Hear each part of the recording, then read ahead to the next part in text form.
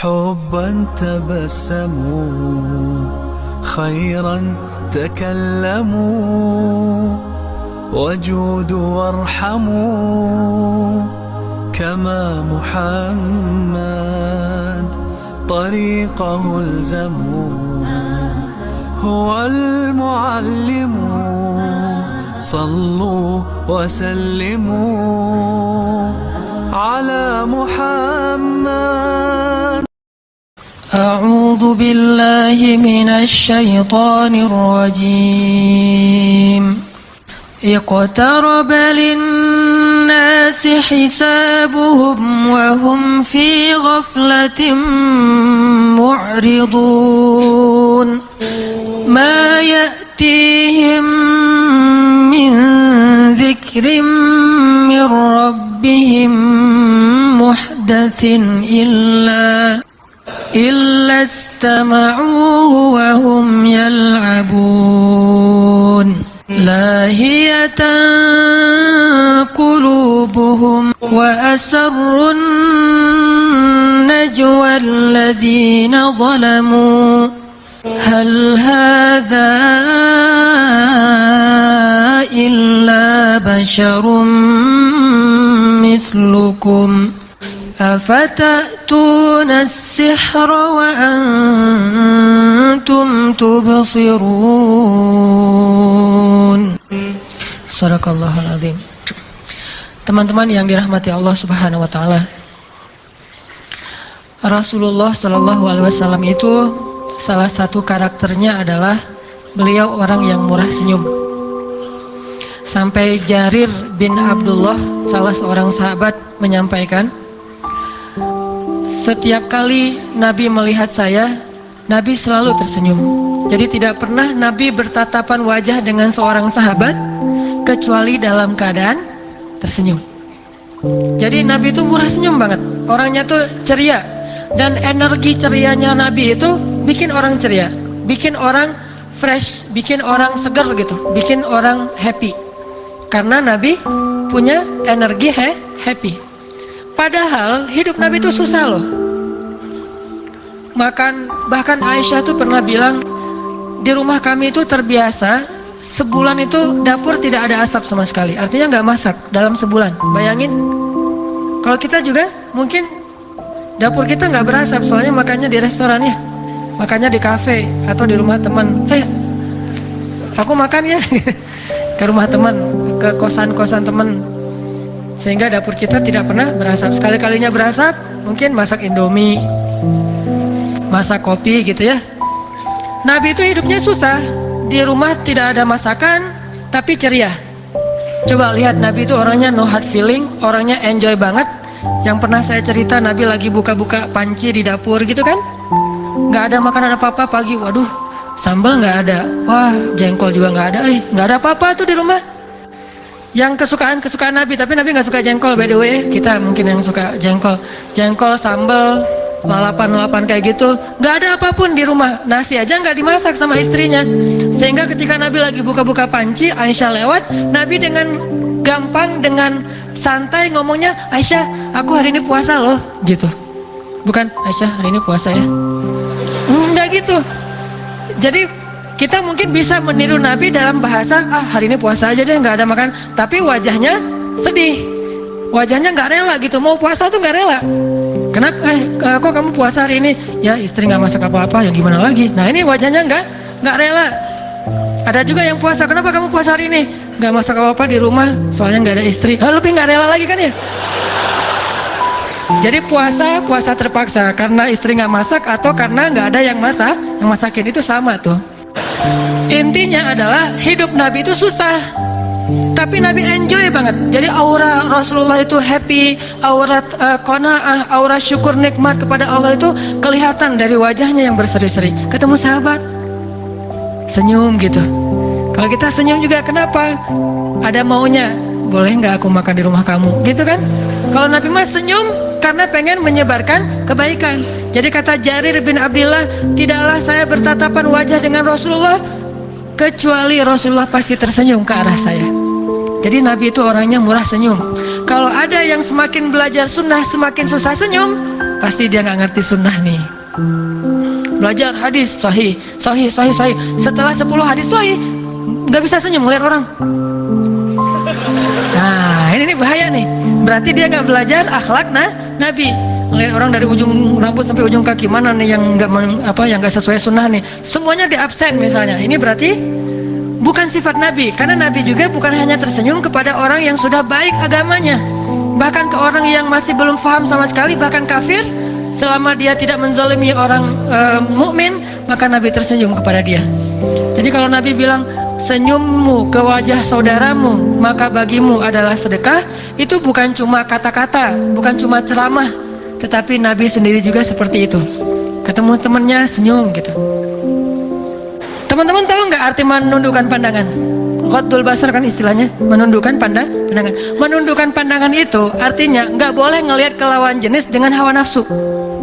Tapi kalau nggak pakai hawa nafsu, tapi lihat lawan jenis ini maksudnya yang udah menutup aurat ya. Kalau udah membuka aurat bilang hawa nafsu itu bohong. Gua mah nggak berasa, biasa aja yang gitu-gitu. Nah ini bohong nih. Kecuali ada 2 kemungkinan. Pertama, udah kebal saking seringnya ngelihat yang gitu-gituan. Yang kedua, nggak normal. Ada 2 kemungkinan. Dan kayaknya kalau nggak normal nggak mungkin juga, soalnya dia kayaknya gagah gitu. Cuma sekarang banyak yang gagah juga, agak-agak gimana. Gua mah biasa aja kalau ngeliat yang gitu. Lo aja yang pikirannya kotor. Bukan kotor, dia masih bersih, makanya saking bersihnya yang gitu-gitu mah peka. Jadi kalau ada orang yang aduh astagfirullahaladzim, itu masih bersih. Kalau biasa aja lah, Neng gimana? Nah ini berarti udah kotor nih. Kalau dia vulgar. Tapi kalau udah menutup aurat, nah tetap harus menundukkan pandangan. Cuman arti menundukkan pandangan di situ ngelihatnya nggak boleh pakai desire, nggak boleh ada hasrat apa-apa. Makanya kita harus membedakan. Jadi kalau ada kadang-kadang dengan teman kita dia udah menutup aurat, udah sempurna, biasa aja lah, nggak usah. Dengan teman juga, kita rapat yuk, ya, yuk kita rapat. Udah rapat aja, rapat organisasi gitu kan, OSIS, ROHIS segala macam. Udah aja yang satu duduk menghadap, daripada kita susah ngeliat bawah, udah kita menghadap sana satu ke sini satu. Udah aja rapat tonggong gitu apa? Saling membelakangi kan ya. Waduh, rapatnya nggak seru banget tuh. Jadi ngomongnya sambil ngelihat ke tembok masing-masing. Bukan gitu-gitu amat juga Ghaddul basar teh. Atau menghadap cuman ke bawah, nggak harus kayak gitu. Kecuali kita takut nggak sanggup untuk menjaga perasaan. Berarti baper, ngomong lihat ke bawah, baper ya, gitu kan. Kalau nggak baper mah biasa aja, teh gimana? Biasa kan? Tapi jangan pura-pura biasa. Nanti pas udah dia pergi, nangis. Kenapa nggak saya nembak ya, gitu ya? Nyesel gitu. Tadi mah jaim, pas orangnya udah pergi nyesel. Kenapa saya nggak mengutarakan isi hati? Intinya Ghaddul basar itu jangan menatap, melihat dengan hasrat. Tapi kalau biasa aja ke teman, maka tidak harus menundukkan pandangan, tetapi tetap kita lebih tahu dan nggak boleh membohongi Allah. Allah Maha tahu. Sehingga kalau nggak gitu pura-pura mungkin gitu, nggak usah fokus, jangan melihatnya. Ya teh, siap. Ini apa nih? Pernah jadi pramuka ya? Nggak usah ngelihat juga terlalu fokus, terlalu tajam sampai bikin orang GR. Santai aja. By the way, balik lagi ke tadi. Intinya adalah Rasulullah itu orangnya santai, senyum. Boleh nggak kita senyum ke lawan jenis? Boleh, tetapi jangan berlebihan. Senyum yang memberi aura, memberi kesan kesan yang positif. Kesan mungkin kalau nggak akrab pun kesan nggak sombong lah. Jangan sampai memberi kesan yang lebih, dan kita tahu batasannya. Pasti kita ngerti banget nih, mana senyum yang membahayakan, mana senyum yang masih wajar. Pasti kita tahu, dan susah untuk didefinisikan. Oh, senyum yang membahayakan itu kalau senyumnya nggak mungkin kan didefinisikan kan ya. Kalau yang wajar, justru yang wajar baru satu bahaya tuh. Udah senyum, matanya kedap-kedip. Ini bahaya. Jadi boleh kita senyum ke lawan jenis, tetapi selama masih wajar. Senyum yang memberi kesan, oh ya dia mah orangnya nggak sombong, gitu aja. Tetap kita lebih tahu batasannya. Dan Nabi SAW orang yang murah senyum. Dan Nabi bukan hanya tersenyum kepada laki-laki saja, bahkan kepada perempuan yang bukan muhrim beliau pun beliau tersenyum selama tidak berlebihan. Jadi kalau Rasulullah kedatangan seorang akhwat cewek mau konsultasi kepada Rasulullah bukan kaku gitu, nggak sekaku yang kita bayangin. Assalamualaikum, waalaikumsalam, masya Allah. Nggak gitu-gitu amat. Rasulullah biasa aja, mangga masuk gitu. Ya Rasulullah gitu. Sesungguhnya Allah tidak malu terhadap kebaikan kan ya Rasulullah? Ya kata Rasulullah. Emang ada apa? Perempuan ini nanya, gimana cara membersihkan haid ya Rasulullah? Kata Nabi, ya dibersihin, kata Nabi. Santai aja nggak? Hah? Entar. Mau bahas itu ya? Jangan sama saya dong. Nggak gitu-gitu amat, biasa. Ya dibersihin, kata Nabi. Sewajarnya. Kata perempuan ini karena dia juga nggak ngerti. Ya tapi gimana caranya Rasulullah? Ya dibersihin aja, kata Rasulullah. Tapi gimana? Coba, kata Rasulullah, ya dibersihin. Ya Rasulullah, maksudnya how to. Kalau bahasa kita teh, gimana caranya? Akhirnya ditarik sama Aisyah, dibawa masuk ke dalam. Baru Aisyah yang mengajarkan fikih khusus untuk perempuan. Gitu aja. Jadi Nabi nggak berlebihan juga, tapi juga nggak sampai menjadi orang yang kaku. Tersenyum, ini sifat Nabi. Dan Nabi itu orang yang periang. Sahabat kalau dekat sama Nabi itu happy gitu, senang gitu. Apalagi kepada anak-anak. Anak-anak kecil tuh senang banget sama Rasulullah. Tapi kalau lagi senang sama Rasulullah, tiba-tiba lewat Umar, pada diem semuanya tuh. Umar. Jangankan anak kecil, setan aja takut, apalagi anak kecil gitu ya. Ini Umar.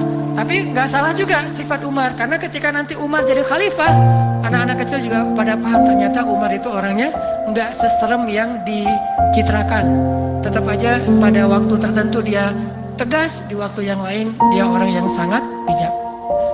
Jadi yang pertama teman-teman, poin kita adalah bercanda itu adalah sunnah Nabi. Karena Nabi juga kadang-kadang bercanda. Pernah gini nih, ini contoh bercandanya Nabi. Tapi intelek banget, pakai logika. Orang kalau nggak ngerti nggak akan ketawa. Jadi kalau nanti nggak ada yang ketawa berarti nggak ngerti. Maksa orang ketawanya. Jadi canda Nabi gini, Nabi lagi naik, lagi mau melakukan satu perjalanan. Nah, ada sahabat yang mau ikut jihad sama Nabi. Ini bayangin bercanda dalam suasana perang. Kan Nabi suka ngumpulin kendaraan, onta, segala macam buat para sahabat yang miskin yang gak punya kendaraan kayak mau pergi ke Tabuk gitu. Nah waktu itu ada seorang laki-laki miskin dan dia badannya agak gemuk. Dia bilang gini, ihmil nih ya Rasulullah, bawain saya dong, atau beri saya tunggangan dong Rasulullah, saya pengen berjihad tapi nggak punya tunggangan kalau bahasa kita. Cuman bahasa singkatnya, ihmil nih ya Rasulullah, bawa saya Rasulullah, bawa saya. Kata Nabi, ya saya akan bawa kamu, tapi kami akan memberikan kamu anak onta. Kata Nabi, kami akan berikan kamu anak onta. Dia langsung, aduh gimana dong, dia nggak bayangin nanti kalau perjalanan jauh naiknya anak onta, saya lebih gede daripada anak ontanya, gimana dong? Kan kasihan anak ontanya. Kan ada adegan tuh, dua orang, ini yang di Al-Fulailah 1001 malam, ayah sama anak naik keledai kan. Terus orang-orang bilang, aduh nggak berperi keledaian, orang keledai dinaikin berdua, aduh nggak kasihan sama hewan. Oh gitu ya. Akhirnya ayahnya turun, anaknya yang naik. Wah anak kurang ajar nih, ayahnya dibiarin jalan kaki, dia naik keledai. Oh gitu ya. Akhirnya ayahnya naik, anaknya turun. Wah ayahnya nggak sayang sama anak. Akhirnya dua-duanya turun. Wah ada keledai nggak dinaikin. Salah aja ya. Nah dia ngebayangin, duh naik anak onta, sedangkan badan saya besar, perjalanan jauh. Ya Rasulullah gimana nih? Akhirnya Nabi tersenyum. Para sahabat yang lain yang pintar-pintar senyum. Akhirnya Nabi bilang apa? Bukankah setiap onta itu adalah anak onta? Ini candanya Rasulullah SAW. Bukankah setiap onta itu adalah anak onta? Walaupun udah dewasa, tetap aja anak onta. Oh gitu. Tawa semuanya. Ini mau berangkat jihad loh. Nabi sempet-sempetnya godain sahabat yang badannya besar, pengen dapat kendaraan. Nabi bilang, ya udah kami kasih untuk kamu anak onta. Ya Rasulullah, anak onta? Bukankah setiap onta itu anak onta? Pada ketawa semuanya. Ini candanya Rasulullah. Gak seserius yang kita bayangin.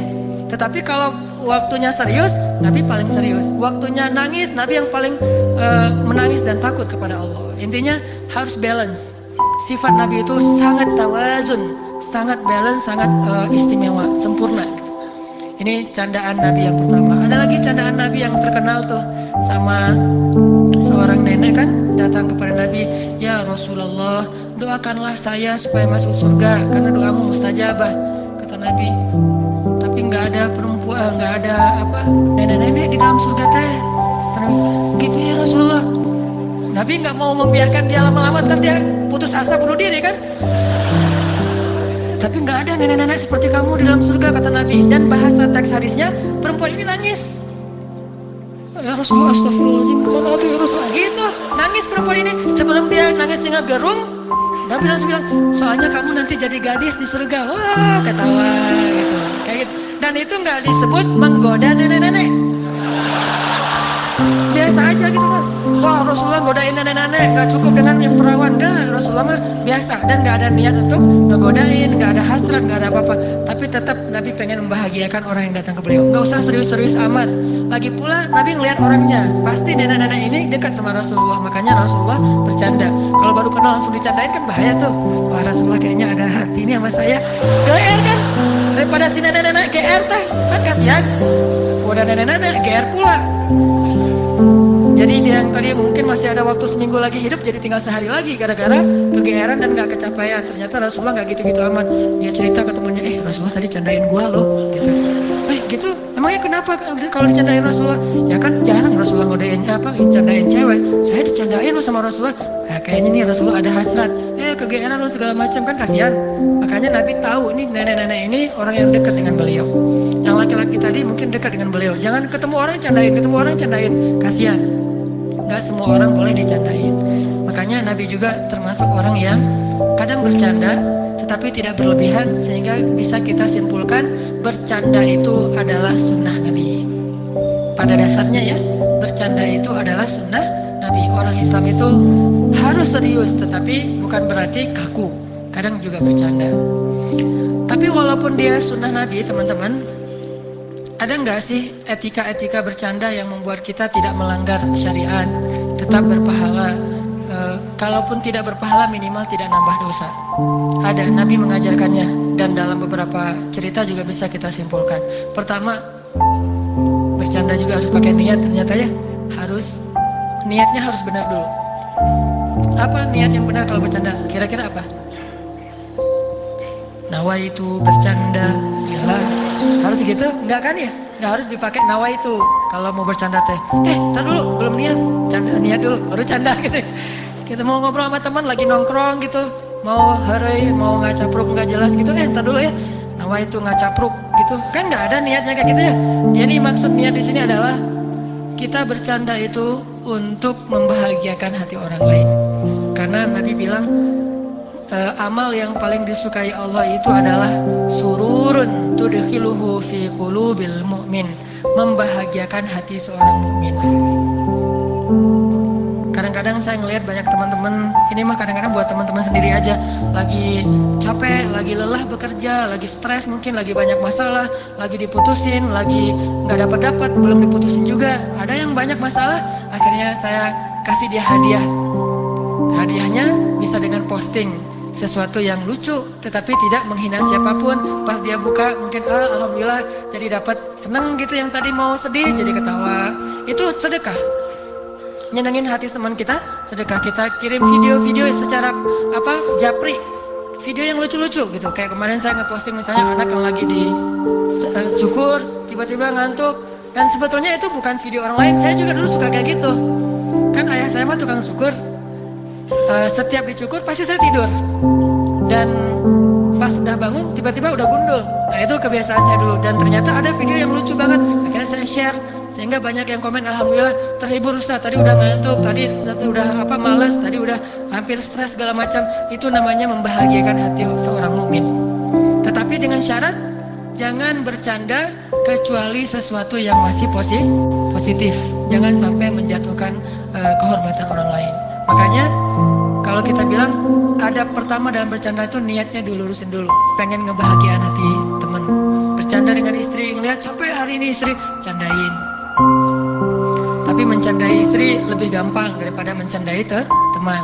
Kalau bercandain teman ada batasan-batasan, takutnya dia tersinggung. Kalau istri hampir tidak ada batasan, hampir tidak ada batasan ya. Nggak tahu ya nanti.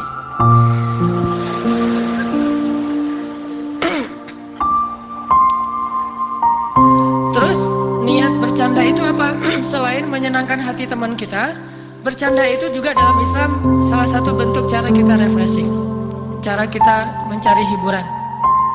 Dalam Islam itu kita boleh banget mencari hiburan. Bersenang-senang boleh selama tidak berlebihan.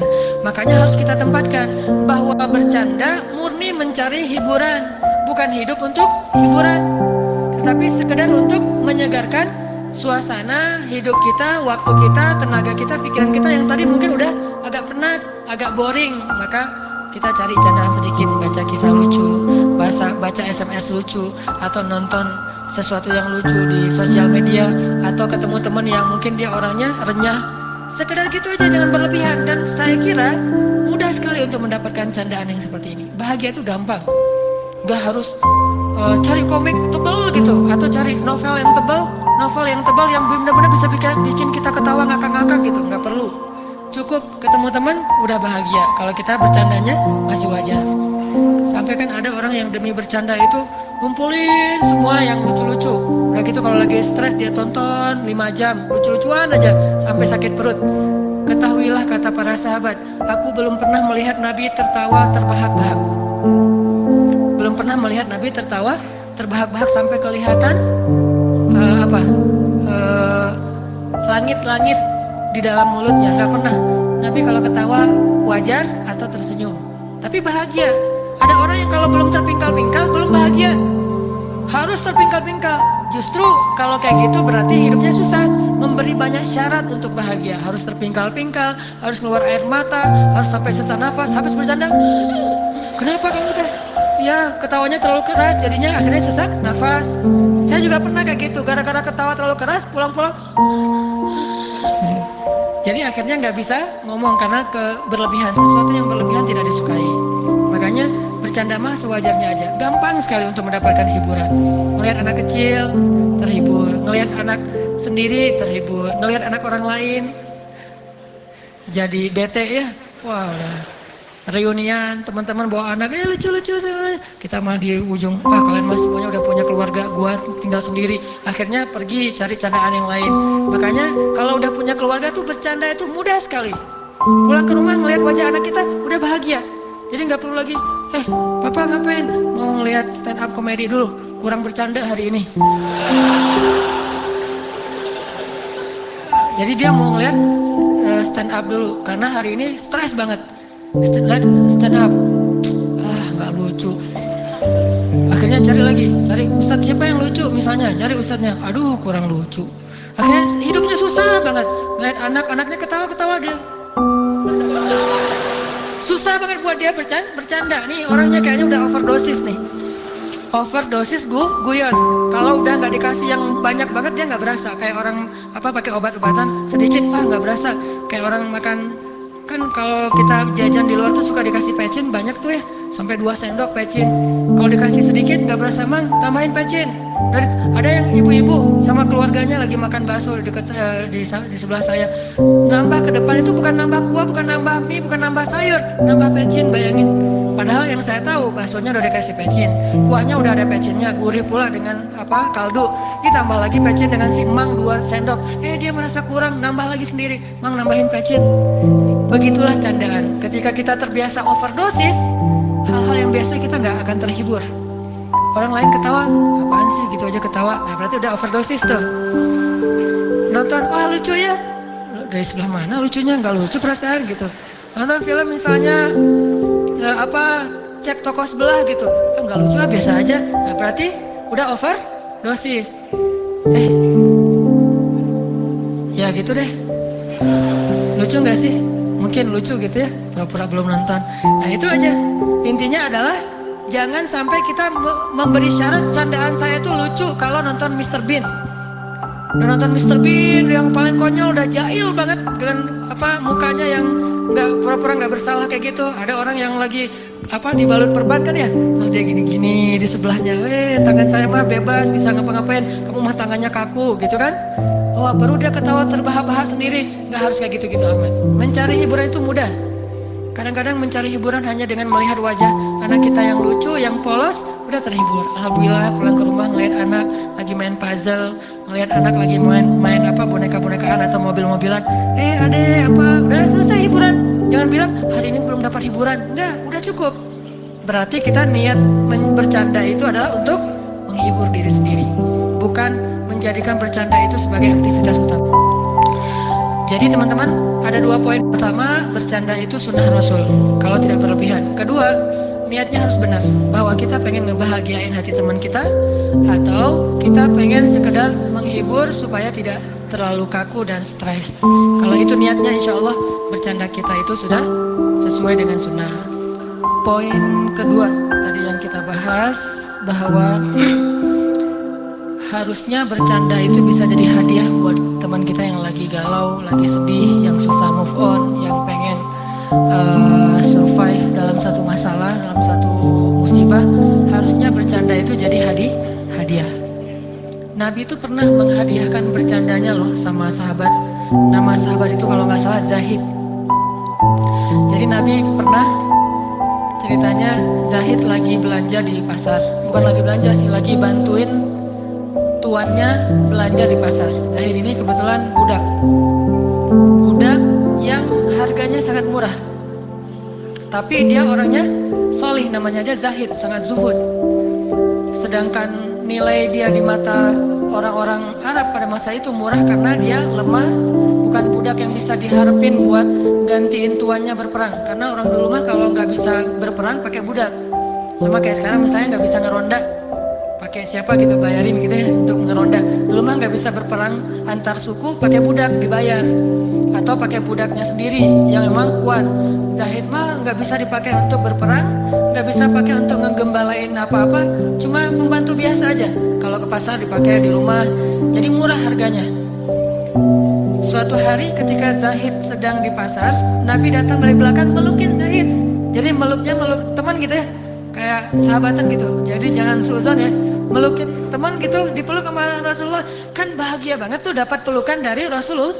Bayangin, ada seorang soleh banget, idola banget, keren banget, dicintai di langit, di bumi, semua makhluk mencintainya, meluk kita dari belakang, dan pelukan dia itu pelukan surga. Allah aja cinta kepada laki-laki ini, apalagi seluruh makhluk Allah SWT. Dipeluk sama Rasulullah itu anugerah yang luar biasa. Didoain, dipeluk, dicandain, disenyumin. Dapat senyum Rasulullah itu kalau nggak GR itu ada yang kelainan tuh. Harus GR kalau disenyumin sama Rasulullah, karena itu bahagia banget, anugerah banget. Dipeluk sama Rasulullah dari belakang. Setelah dipeluk, Nabi bilang, ada yang mau beli budak ini? Kata Nabi ke orang-orang di pasar. Wahai orang-orang Arab, ada yang pengen beli budak ini? Zahid bilang, kan orang pas Nabi bilang gitu ngeliatin, ada apa? Oh, budak itu, nggak jadi deh, gitu. Jadi nggak ada yang mau beli Zahid. Akhirnya jadi bilang, Rasulullah, nggak ada lah yang mau beli saya, siapa juga ada, saya makan orangnya. Dah, saya mah apa tuh Rasulullah gitu kan? Dia nggak pede gitu. Dia bilang nggak ada yang mau beli saya Rasulullah. Saya ini murahan dan segala macam. Dia orangnya agak minder gitu, agak rendah diri. Rasulullah sama orangnya murahan segala macam. Kata Rasulullah, ya Zahid, wahai orang-orang, wahai kaum muslimin, kalau menurut kalian dia itu murah, maka sesungguhnya di mata Allah dia itu sangat berharga dan mahal. Akhirnya, wah saya beli Rasulullah. Akhirnya pada kayak istilahnya kayak pengen membeli Zahid dan membebaskan. Saking berharganya Zahid. Jadi pengen dibeli untuk dimerdekakan. Pada kayak lelang gitu. Saya Rasulullah 100 dinar, 200 dinar, 300 dinar. Akhirnya tuannya bilang, udah siapa yang paling 1000 dinar. Ramai aja tuh suasana pasar gara-gara ngelelang Zahid untuk dibeli lalu dimerdekakan. Nabi bercanda dengan Zahid tapi membuat Zahid bahagia, dihibur. Bahwa kamu itu walaupun di mata manusia masih murah, di mata Allah itu mahal banget. Sehingga kaum muslimin berlomba-lomba untuk membeli Zahid dan memerdekakannya. Ini cara Nabi bercanda dengan sahabat.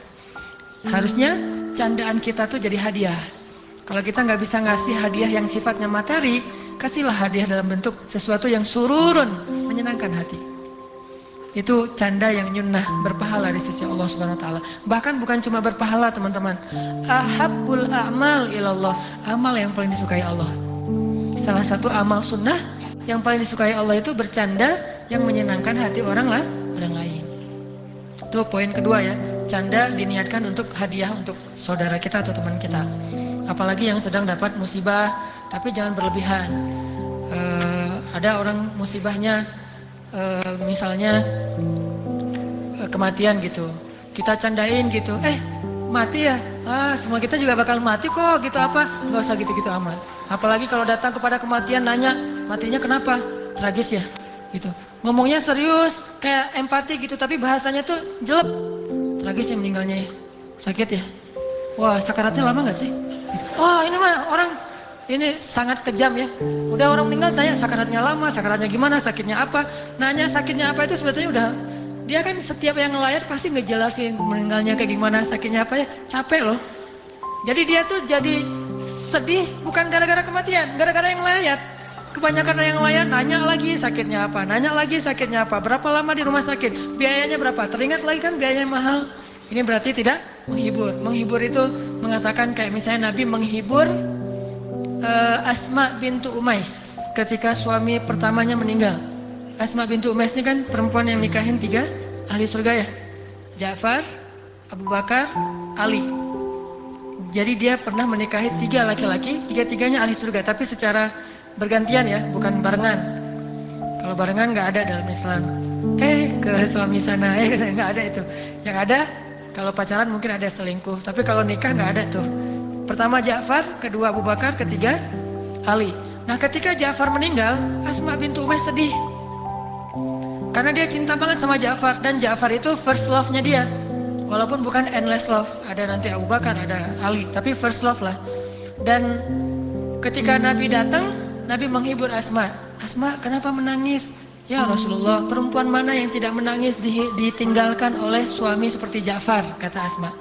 Ya Asma, kata Rasulullah, tahukah kamu bahwa keadaan Ja'far lebih baik daripada kita sekarang? Dia telah diberikan 2 sayap oleh Allah di dalam surga, dan aku melihat Ja'far sedang terbang mengelilingi taman-taman surga. Barulah Asma tersenyum. Alhamdulillah yang sudah memberikan kenikmatan bagi Ja'far. Sehingga akhirnya Asma tidak bersedih, malah bahagia. Yang tadinya takziah jadi tahniah. Yang tadinya orang datang untuk menghibur Asma, sekarang malah selamat ya Asma, selamat ya Asma, punya suami yang ahli surga syahid. Ini namanya hiburan, candaan tapi hadiah. Nabi pintar banget gitu-gituin sahabatnya, dihibur aja.